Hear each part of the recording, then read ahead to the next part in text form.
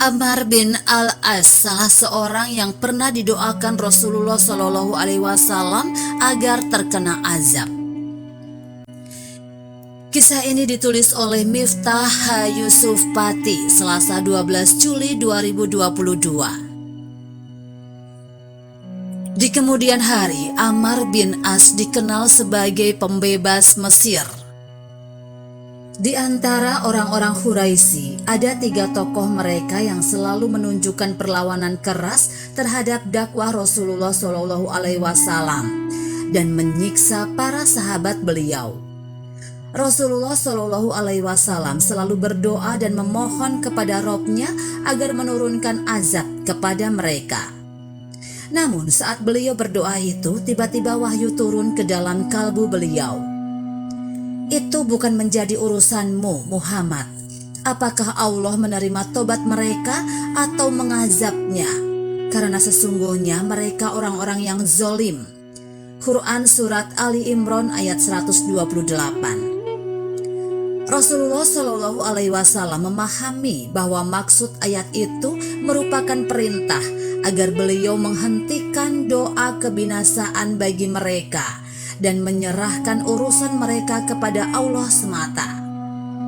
Mereka mungkin akan tetap dalam kesesatan, sehingga layak mendapatkan azab, atau mungkin juga bertobat dan Allah menerima taubat mereka hingga akan memperoleh rahmat-Nya.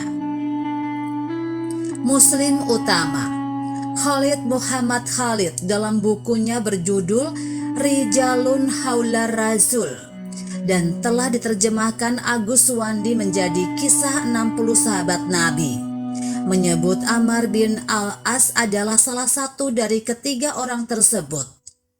Allah memilihkan jalan bagi mereka untuk bertaubat dan menerima rahmat, serta memberikan petunjuk kepada mereka untuk menganut Islam. Ammar bin al-As beralih menjadi seorang muslim utama dan salah seorang panglima yang berkasa.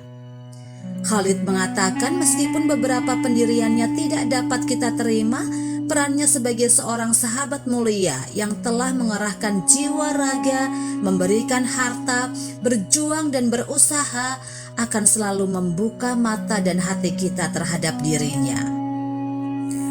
Di bumi Mesir sendiri, orang-orang selalu memandang Islam sebagai jin yang lurus dan mulia.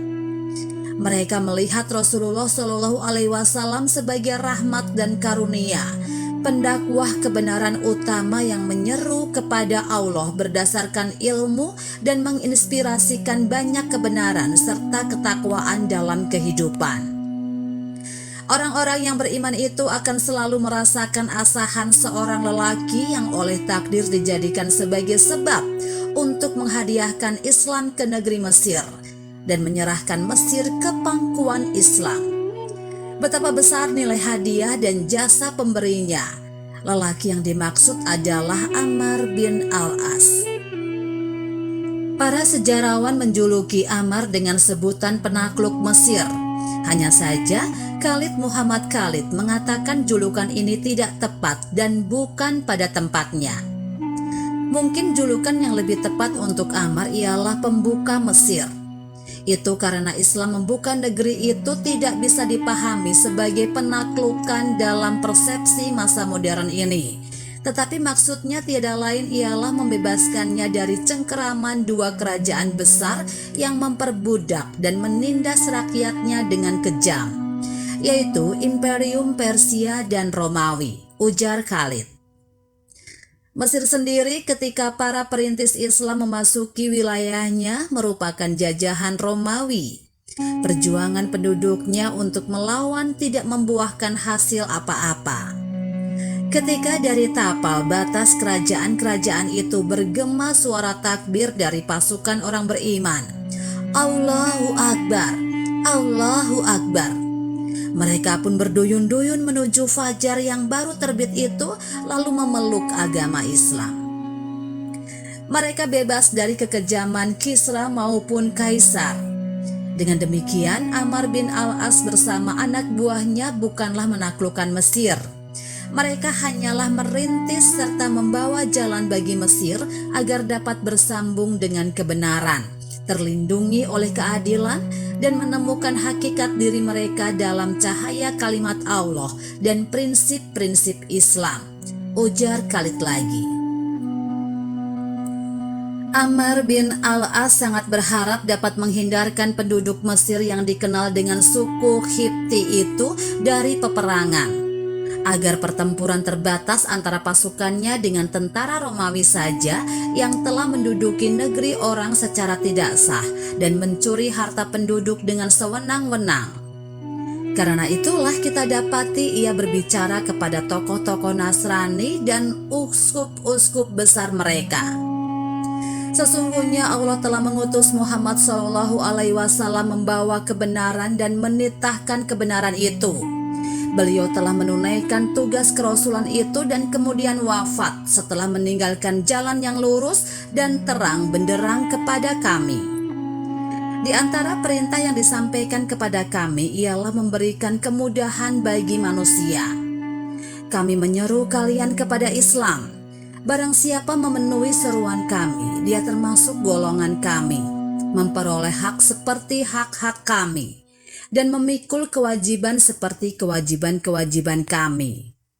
Namun, barang siapa yang tidak memenuhi seruan hati kami itu, kami tawarkan kepada mereka agar membayar jizyah, dan kami akan memberikan padanya keamanan serta perlindungan. Nabi kami telah memberitakan kepada Mesir akan menjadi tanggung jawab kami untuk membebaskannya dari penjajah dan mewasiatkan kepada kami agar berlaku baik terhadap penduduknya. Beliau bersabda, "Sepeninggalku nanti Mesir akan dibukakan untuk kalian. Perlakukanlah penduduk Khipti itu dengan baik, karena mereka masih mempunyai ikatan dan hubungan kekeluargaan dengan kita. Jika kalian memenuhi seruan kami ini, hubungan kita semakin kuat dan bertambah erat." Amr menyudahi ucapannya. Sebagian uskup dan pendeta menyerukan, "Sesungguhnya hubungan silaturahmi yang diwasiatkan nabimu itu sebenarnya merupakan hubungan kekerabatan jauh yang tidak mungkin disambung kecuali oleh para nabi."